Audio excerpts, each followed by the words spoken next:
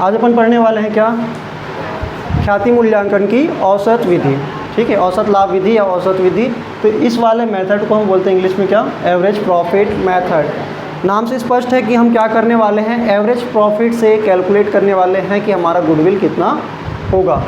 Simple है, जैसे कि हमने लास्ट टाइम क्या पढ़ा था, ख्याति मूल्यांकन की कौन सी विधि, अधिलाभ विधि। अधिलाभ विधि जब निकाल रहे थे तो क्या बोलते थे, अधिलाभ गुना क्रय वर्षों की संख्या। यहाँ पे भी वही है, आप क्या बोलोगे, ख्याति बराबर क्या होगा, औसत लाभ गुना क्रय वर्षों की संख्या। इसको हम क्या बोलते हैं, goodwill equal to average profit into number of year purchase या परचेज ईयर। अब यहाँ पे बताओ, हमारे पास ये तो डायरेक्टली दिया जाता है क्वेश्चन में कि कितने साल तक हमारे ख्याति का क्या मिलेगा, बेनिफिट मिलेगा, ये दिया रहता है क्वेश्चन में। अगर आपको क्वेश्चन में कुछ निकालना पड़ा तो क्या निकालना पड़ सकता है, औसत लाभ। और इसको दो प्रकार से निकालते हैं, एक सामान्य होता है, एक भारित होता है, जिसके बारे में हम आज सिर्फ सामान्य की बात करेंगे। सामान्य औसत लाभ और एक है भारित औसत लाभ। सामान्य औसत लाभ और भारित औसत लाभ। सामान्य को क्या बोलेंगे, इसको सिर्फ नॉर्मल अपन बोल सकते हैं एवरेज प्रॉफिट, और इसको बोलते हैं वेटेड एवरेज प्रॉफिट। इसको क्या बोलेंगे, एवरेज प्रॉफिट। ये एवरेज प्रॉफिट ही है, सिंपल है, अगर कुछ ना बोले तो हम यही निकालते हैं। और इसको बोलते हैं वेटेड एवरेज। क्या बोलते हैं बेटा,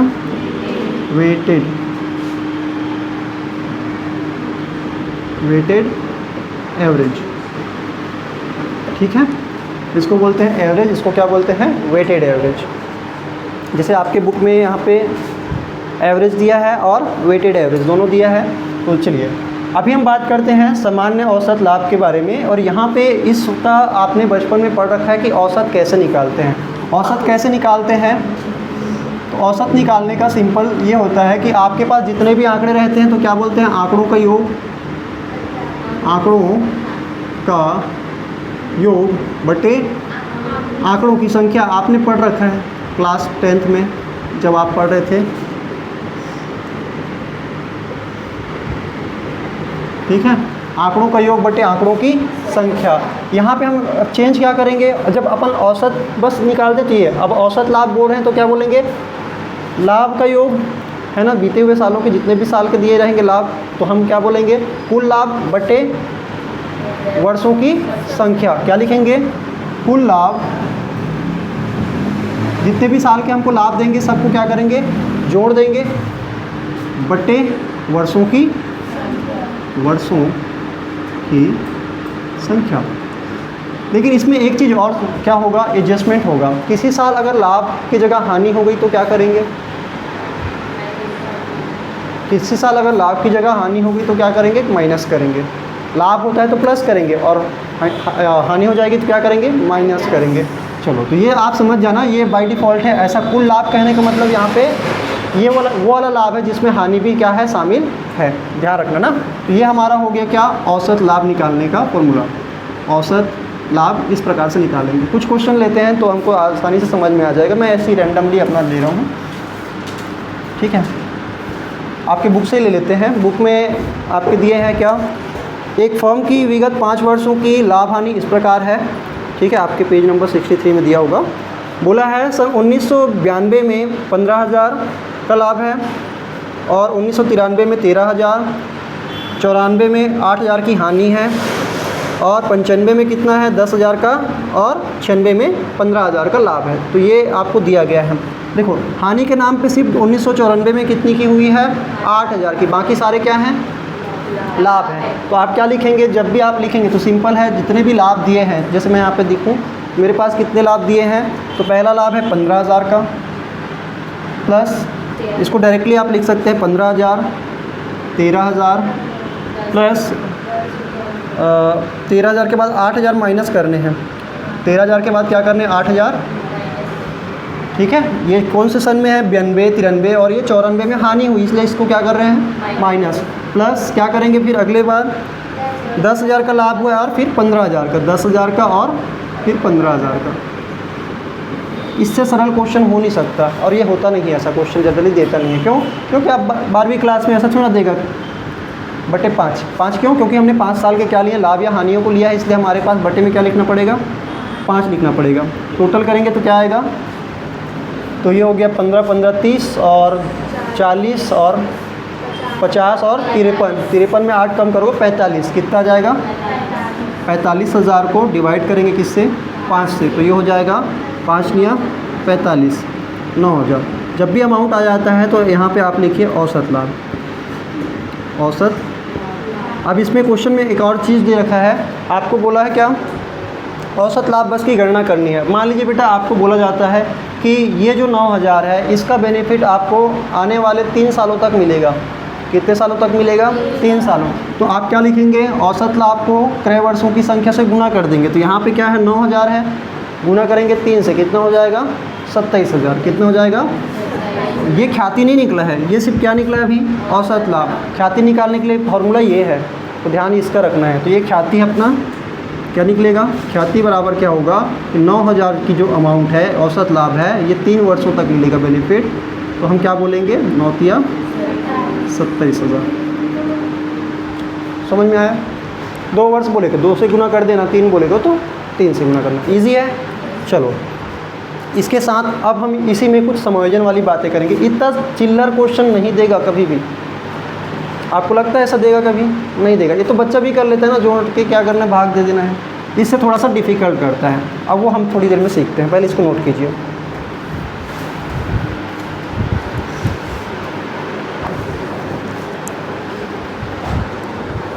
ये मेथड तो है बहुत सिंपल, कौन सा मेथड, औसत लाभ विधि, लेकिन इसमें कुछ समायोजन दिया जाता है। क्वेश्चन को डिफ़िकल्ट करने के लिए क्या किया जाता है, कुछ समायोजन दिया जाता है। क्या क्या समायोजन दिया जाता है, पहले तो ये समझिए कि समायोजन की ज़रूरत पड़ती क्यों है। सबसे पहले ये बताइए कि हमारा जो हम ख्याति निकाल रहे हैं वो बीते वाले के लिए निकाल रहे हैं कि भविष्य का निकाल रहे हैं। हम जो ख्याति की गणना किसके लिए कर रहे हैं, भविष्य में होने वाले लाभ का कि जो हो चुका है लाभ उसका, तो हमको पता है भविष्य में ना, भविष्य की लाभ का गणना हम अभी से क्या कर रहे हैं, अंदाज़ा लगा रहे हैं। तो आपको ये नहीं लगता कि भविष्य में उन लाभों को ही लेना चाहिए जो भविष्य में रिपीट होने के चांसेस हैं। ऐसे लाभ जो इस साल मान लीजिए किसी व कारणवश, जैसे हम कुछ एग्जांपल लेते हैं, मैं यहाँ पे लेता हूँ 3 सालों की बातें, ठीक है। ये है 2024, ये 2025 और ये है 2000, देख रहे हैं हम भविष्य की बात कर रहे हैं, है ना। अब यहाँ पे ये तो भविष्य नहीं, अभी हम बोलते हैं कि ये हमारे 3 साल दिए हुए हैं और हम यहाँ पे इस डेट पे खड़े हैं, ठीक है। आगे हमको क्या करना है, इसके बाद वाले सालों की क्या करनी, ख्याति का मूल्यांकन करना है। यहाँ पे मैं बोलता हूँ कि ये 10,000 का लाभ हुआ था, यहाँ पे 15,000 की लाभ हुआ था, या यहाँ पे मैं बोलूँ कि 12,000 का लाभ हुआ था, और यहाँ पे जो है 5,000 का लाभ हुआ था, ठीक। आप क्या करेंगे, आप सिंपली ये बोलेंगे कि 10,000, 12,000 और 15,000 तीनों को जोड़ दो, बट्टे क्या कर दो, 3 कर दो, बट्टे क्या कर दो, 3, औसत निकालना है ना।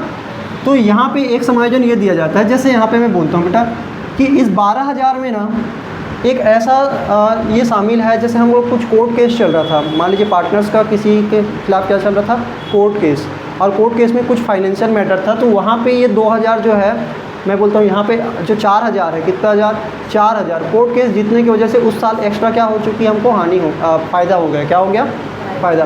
कोर्ट केस जीत गए तो सामने वाले ने हमको क्या दिया, हट जाने में 4,000 का ये हुआ, तो हमारे पार्टनरशिप को 4,000 का क्या हो गया, अचानक से एक फ़ायदा हो गया, क्या हो गया, फ़ायदा। फ़ायदा तो कभी कभार होते हैं, लेकिन नुकसान अक्सर होते रहते हैं, कि नहीं होते। तो यहाँ पे क्या हुआ कि कोर्ट केस जीत गए, इसी को हम बोलते हैं असामान्य लाभ। क्या बोलते हैं, असामान्य लाभ। असामान्य लाभ का मतलब होता है कि ऐसे लाभ जो कि हर साल आपको बिजनेस करने के दौरान नहीं होते हैं।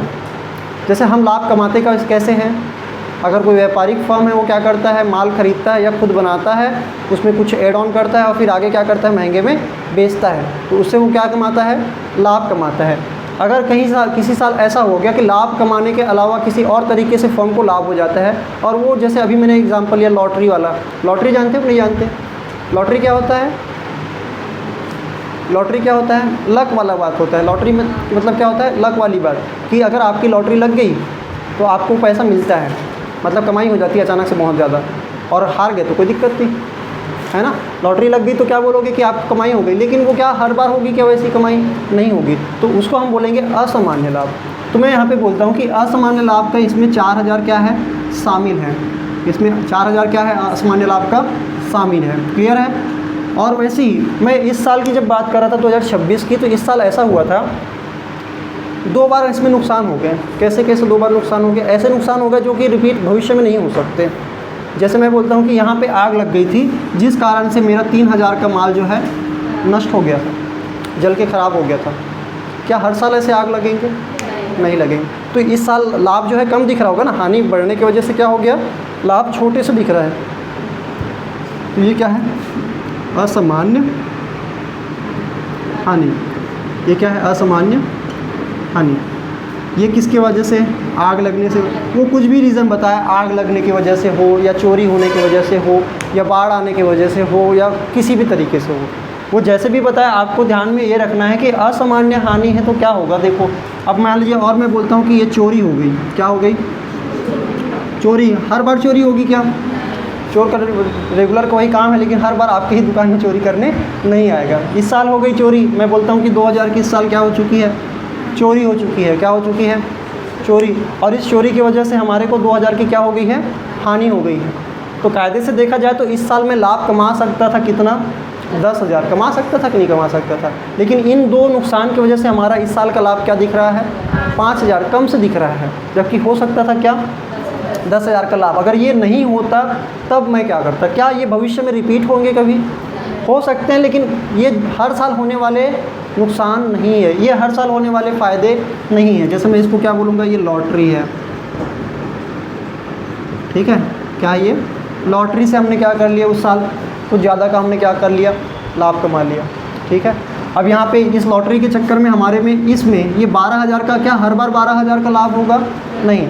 उस साल अचानक से भले 12,000 का लाभ हो गया था, वो इसमें 4,000 जुड़ा हुआ है, तभी तो ये बढ़ के दिख रहा है ना। हो सकता है ये अमाउंट और कम होता। क्यों हम कम होता? क्योंकि आप नॉर्मली कमाते कितना, इसको अगर हम कम कर दें तो कितना हो जाएगा? 8,000 होगा। कितना होगा? 8,000। और ये 8,000 आप नॉर्मली कमाते हैं, तो हम यहाँ पे बोलते हैं नॉर्मल प्रॉफिट। क्या बोलते हैं बेटा? Normal profit.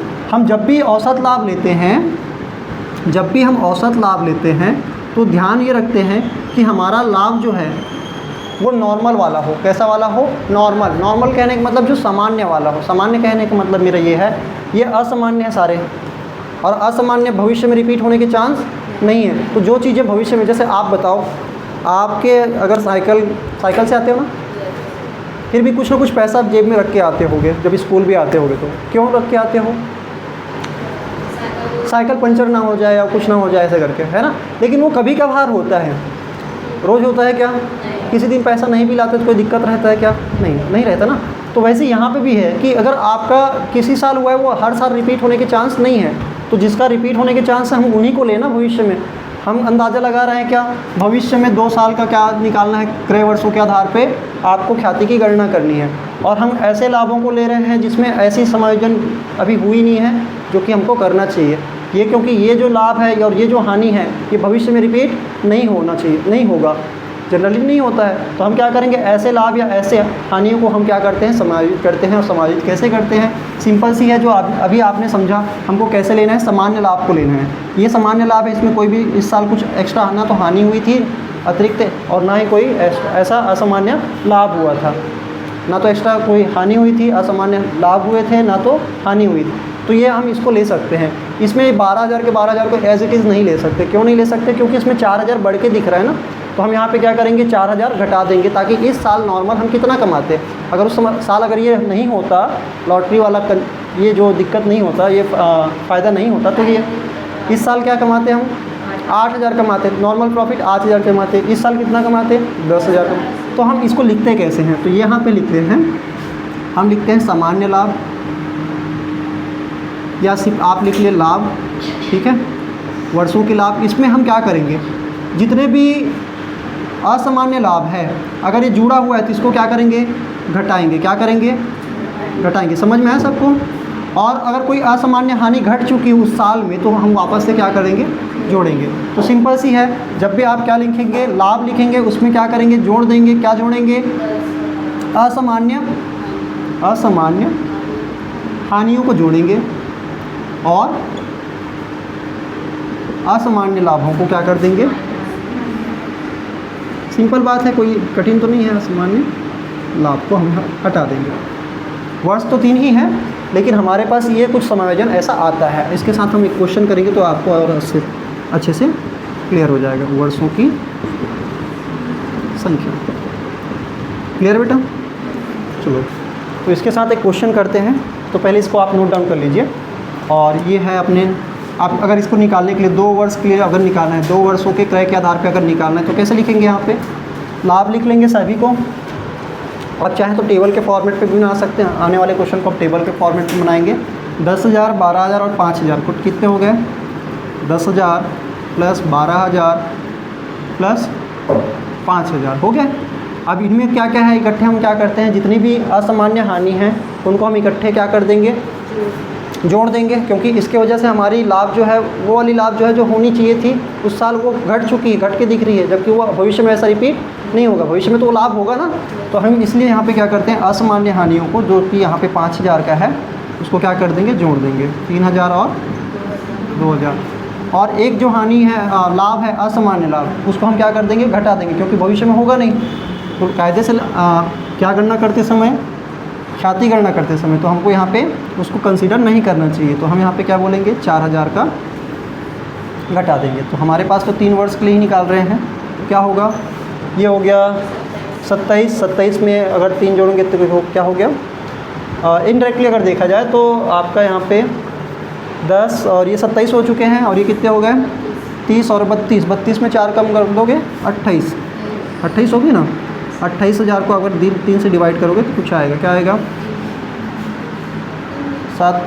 3 7 21, 3 8 24, 3 या 27 है ना, 3 या 27। और ये कुछ ऐसा होगा, ठीक है। अगर राउंड ऑफ करें तो इतना ही पर्याप्त है, 9,333। समझ में आया? अब इसको इतना ही नहीं करना है, अब अपने को क्या करना है, ख्याति निकालनी है। तो अपन क्या करेंगे, इस वाले औसत लाभ को, जो कि समायोजन वाला है, इस वाले लाभ को हम क्या करेंगे, जस्ट डबल करेंगे। तो क्या होगा, 9 दूनी 18 होगा, है ना। तो ख्याति क्या निकलेगी हमारी, ख्याति आप लिखेंगे ये औसत लाभ गुना क्रय वर्षों की संख्या, आप लिख लेना पूरा। यहाँ पे क्या लिखेंगे, 9,333 गुना 2 वर्ष, तो 9 दूनी 18 हो गया, 667। ठीक है, क्योंकि वो 66 ऐसा वाला होगा ना, मतलब 0.5 ऐसा आएगा, ये कुछ ऐसा आएगा। तो हम राउंड ऑफ कर लेंगे तो ये 5 से बड़ा है ना, पॉइंट के बाद 5 से बड़ा है, तो हम इस वाले नंबर को क्या कर देंगे, 7 कर देंगे। समझ में आया सबको? क्लियर है? चलो, तो ये आप नोट करिए। उसके बाद अपन आपके बुक का क्वेश्चन लेते हैं।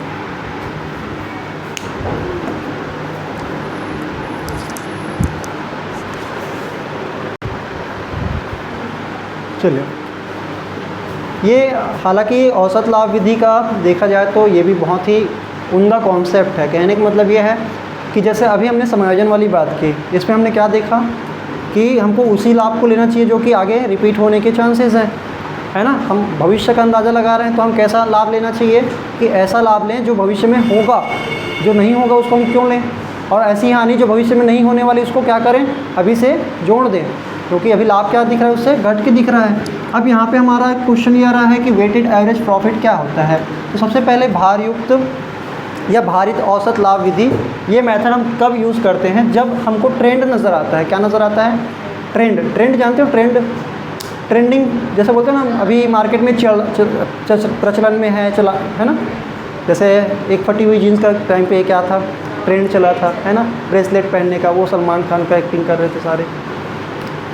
ट्रेंड मतलब ये होता है कि कहीं ना कहीं अगर आप व्यापार में देखें, व्यापार में क्या होता है, आपने शुरुआत में देखा होगा कि आदमी मान लीजिए 1 लाख लगाया, कितना लगाया है, 1 लाख लगाया है, तो क्या वो अगले साल 1 लाख पर भी बिजनेस कर रहा होगा क्या?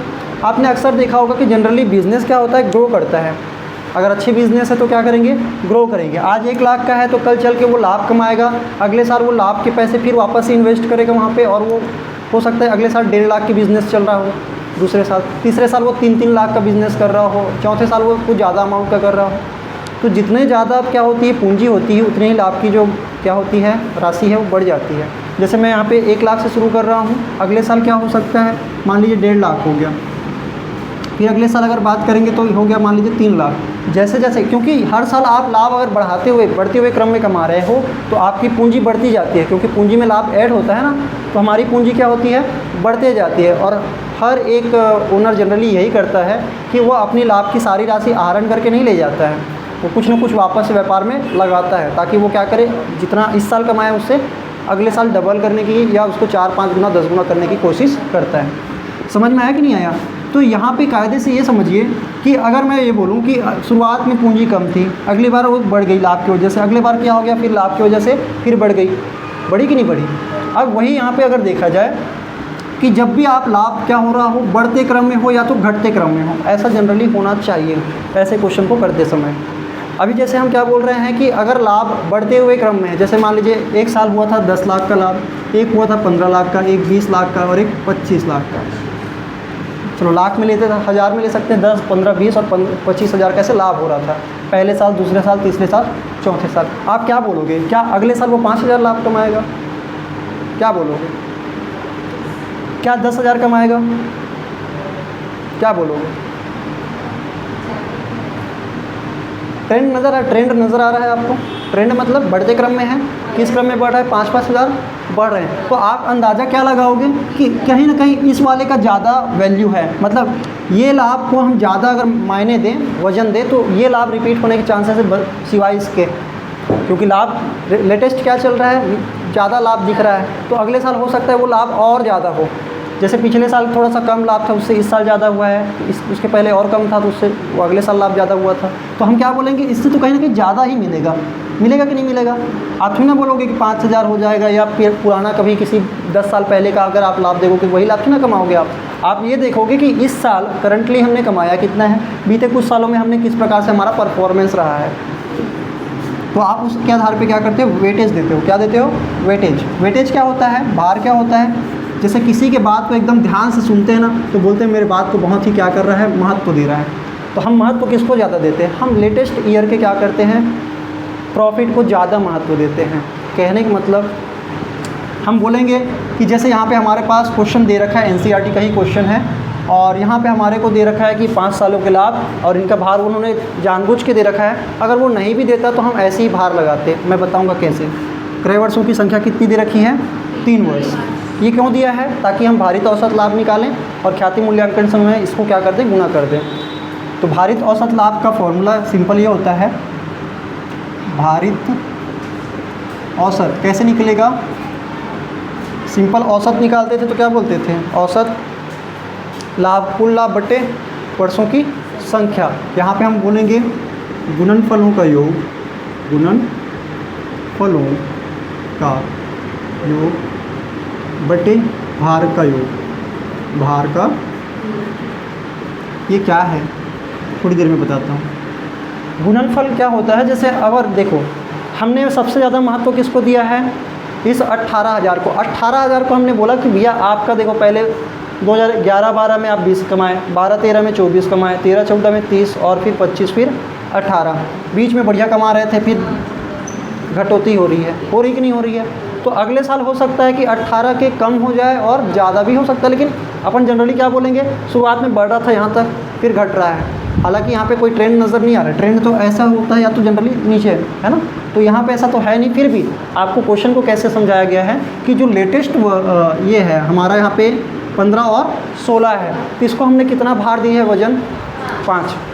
हम सबसे लेटेस्ट वाले को, जैसे हमारे को 4 साल का दिया रहता तो हम क्या बोलते, 1, 2, 3, 4। अगर हमको 3 साल का दिया रहता तो हम क्या बोलते हैं, 1, 2, 3, सिंपल।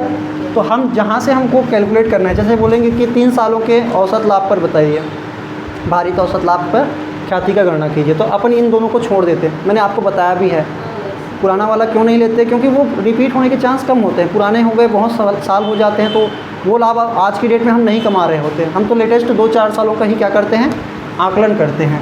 अब यहाँ पे जैसे मान लीजिए ये दिया है कि ये नहीं भी देता भार, तो हम क्या बोलते हैं कि इसको 1 देना है, इसको 2 देना है, इसको 3 देना है, इसको 4 देना है, इसको 5 देना है।